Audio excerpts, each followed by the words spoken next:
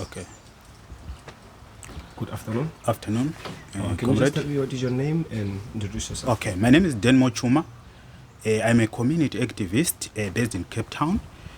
I work with the Chronicles of Refugees and Immigrants, a grassroots-based organization that composed of immigrants and locals advancing or who are advancing the cause of social cohesion, justice, equality, and peaceful coexistence among people of different backgrounds in their communities.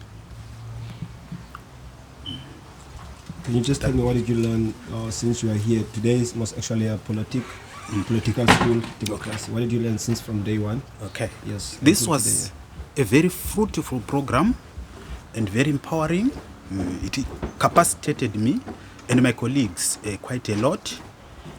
I really understood, and it became very clear to me that capitalism and the top-down models of development are in crisis and they failed the world over. It became very clear also to me from the narratives and the narrations of the comrades that it is high time as comrades we should come up with an alternative, a structure or a process that resists capitalist hegemony in all our communities through grassroots mobilization, people-centered approaches, and the community engagement as well as participation. It was very fruitful. So there was a lot of lessons that we learned from other parts of the world, especially from the lectures that were very discursive, very interactive, conducted by our facilitators, some based in Joburg. Of course, some of the facilitation was based online and some on site. The level of participation was very collaborative and very participatory. So I actually learned that process again. It was really empowering, and it was actually giving us a lot of value that we also learned from each other, and our experiences were really valued in this process. So it's something that really it was encouraging to me and to the cause of justice. So definitely I'll go home empowered, and I'll go back to my community empowered, understanding that democracy is actually the key, and understanding that democracy could have been seized from us or from the masses by capitalist hegemony or by neoliberal and reactionary forces in society. And it is high time we should seize democracy from our oppressors and utilize it for the development of our communities.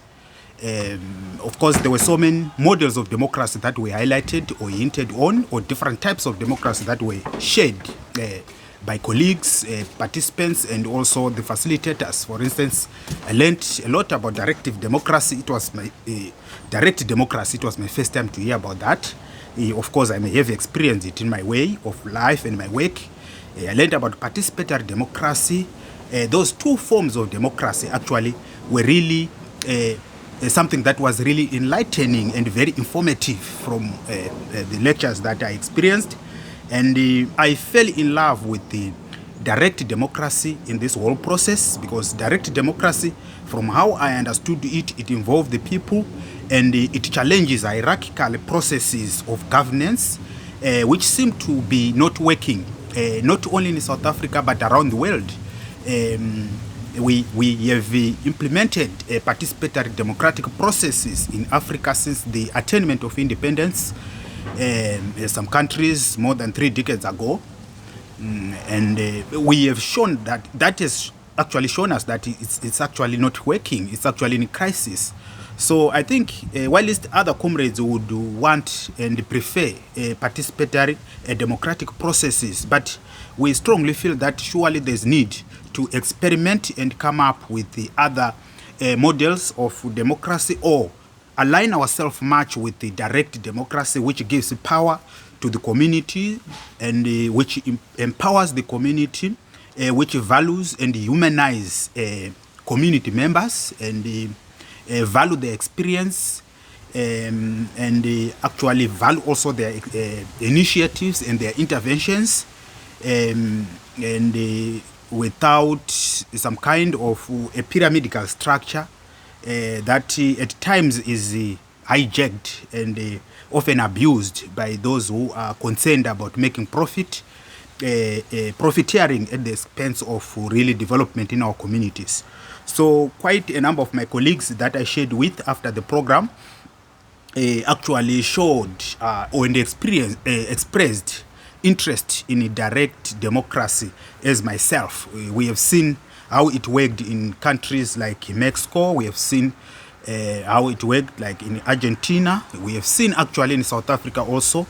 We have some trade unions there who have actually implemented that direct actually democracy. And if we look at what actually I learned also is that if we look at how the liberation struggle was fought in Africa and other parts of the world, the type of democracy that was active then and dominant was some kind, not necessarily participatory, but it was some kind of direct democracy.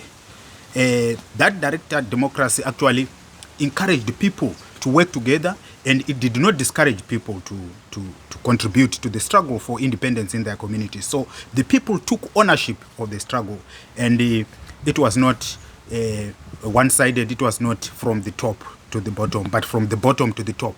Hence, we won the independence. Therefore, we encourage a down-top approach, grassroots-based, community-based, and people-centered approaches in fighting our struggles in our communities. Thank you.